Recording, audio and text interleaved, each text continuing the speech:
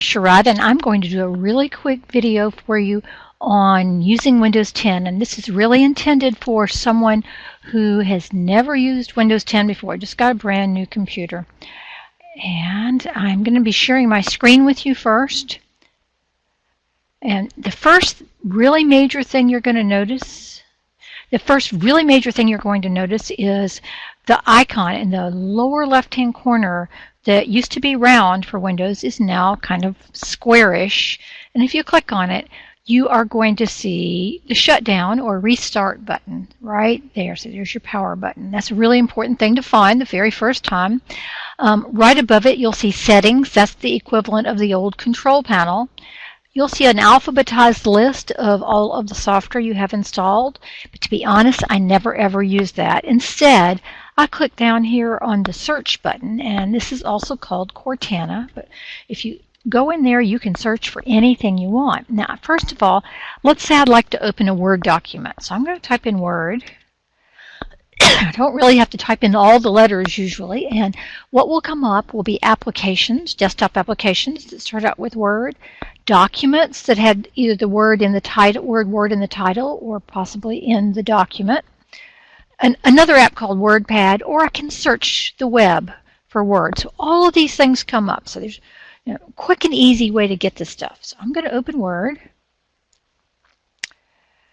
Now, we'll notice as Word is opening that there is an underline under my Chrome.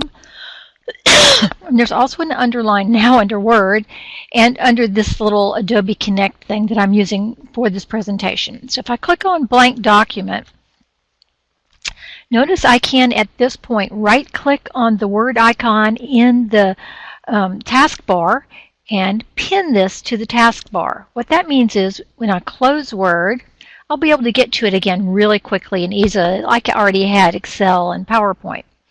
Another kind of nice thing is if once you've got one of these applications there, you can right-click it and you can see recently opened documents. I'm just going to open this Excel file that I was playing with. And I'm also going to open, let's see, I don't think I have another file I can open on there. I'm just going to open a blank Excel. Now notice when I've got two Excels, I can hover over and I can either click on one or the other, or I can close either one of them. Okay, I'm going to come back down here to my search box again and type a couple of other things. Let's say I'd like to search for Clemson. Now the very first thing, it finds a folder named Clemson on my computer, a couple of files named Clemson. Here's one, Clemson Google. And I can do a web search for Clemson. So any one of those will come up. Let me try time. I noticed I had some files named timesheets, and there they are. Or I can go and change the system time on my computer. One more. Here's one. I probably don't have a Word document named Sweeney, but here's Sweeney.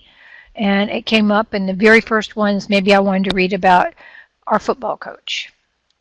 Now, if you feel like this thing is taking up too much space, oh, by the way, when you've got a microphone attached, you can actually talk those words. I don't usually have one attached. I have one right this second. Now, you can right-click on this and go to Cortana, because that's what this is called, and say Show Icon, and it gives you a bunch more space. So those are just a couple of the things that I find helpful with my Windows 10 Getting Started tips.